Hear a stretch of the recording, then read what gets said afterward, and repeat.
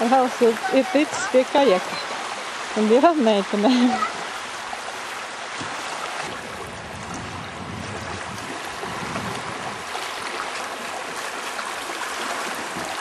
Esam kārtējā pludmalē.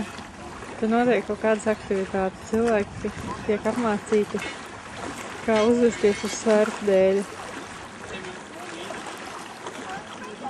Kā uz viņa nostāvēt. Šitais taisās peldēt pa jūru. Koka kasta. Mazliet izlieka dibanu.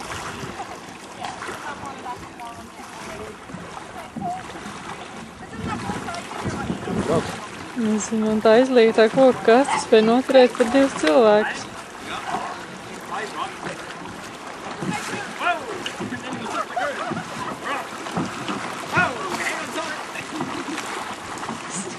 Kurīgi.